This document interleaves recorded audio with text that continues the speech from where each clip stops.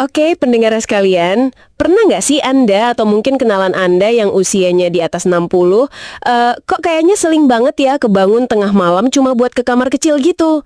Nah, ini tuh bukan gangguan biasa loh, namanya nokturia. Dan ini bisa banget ganggu kualitas tidur, ujung-ujungnya ke kesehatan juga.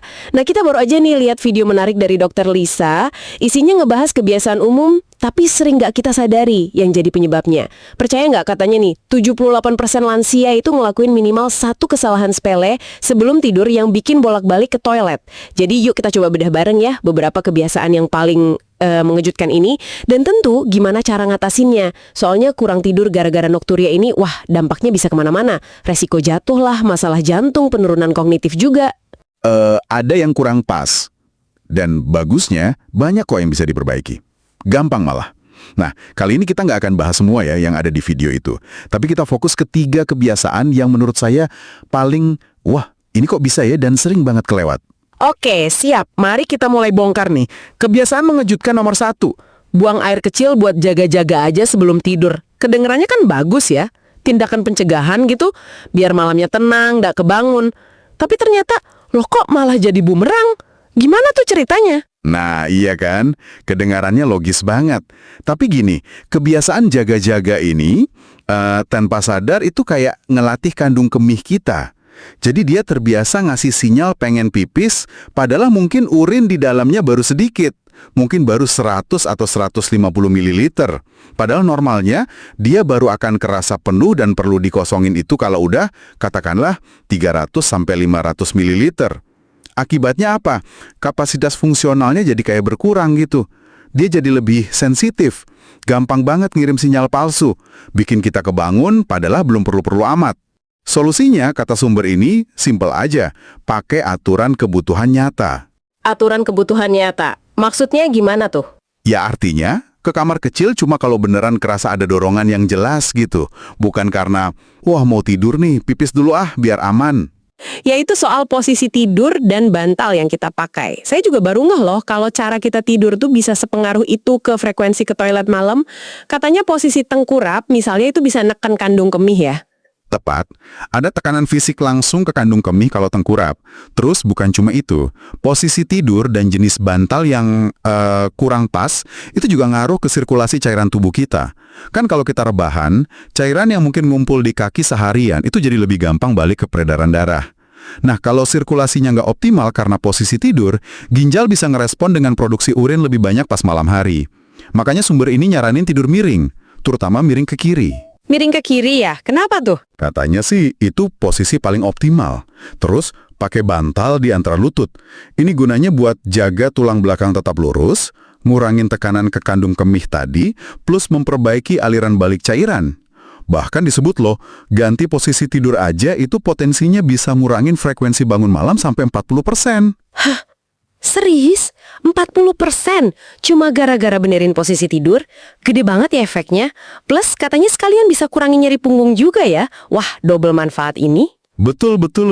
Jadi bukan cuma soal ke toiletnya aja. Oke, mantap. Nah, kebiasaan ketiga nih.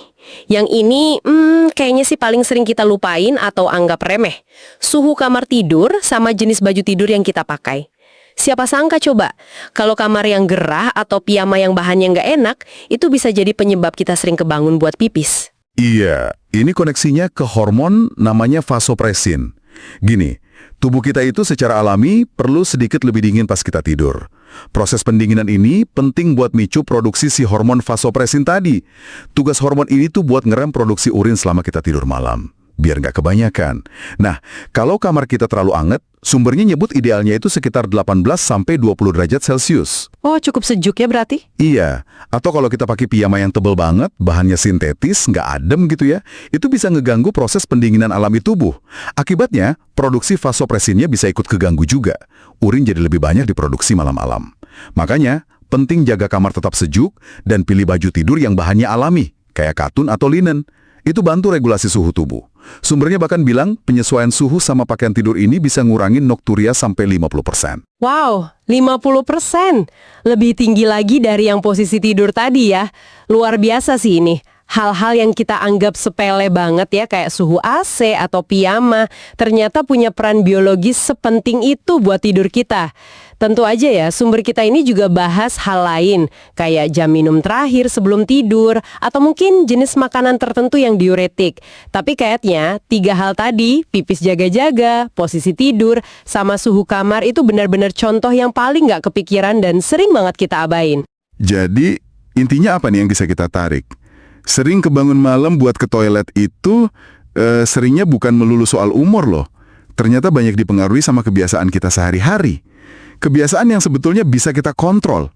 Anda punya kendali lebih besar daripada yang mungkin Anda kira selama ini buat ngatur kualitas tidur. Betul banget, perubahan yang kedengarannya simpel ya, kayak nahan diri, nggak pipis jaga-jaga, benerin posisi bantal guling, atau ya itu tadi, atur suhu AC, sama ganti piyama jadi katun. Ternyata efeknya bisa signifikan banget buat bikin tidur lebih nyenyak, terus siangnya jadi lebih seger, lebih bertenaga. Intinya ngasih kondisi yang pas aja buat tubuh kita biar fungsinya optimal ya. Iya, betul. Nah, mungkin sebagai penutup nih ya, ada satu pemikiran yang menarik buat Anda renungkan. Kalau kebiasaan-kebiasaan yang kelihatannya remeh soal tidur ini aja dampaknya bisa segede ini, kira-kira kebiasaan kecil lain apa ya dalam rutinitas harian Anda yang mungkin nggak ada hubungannya langsung sama tidur, tapi tanpa sadar mungkin lagi ngasih pengaruh ke kesehatan Anda secara keseluruhan lebih dari yang Anda bayangkan selama ini. Sesuatu buat direnungkan lebih lanjut mungkin ya.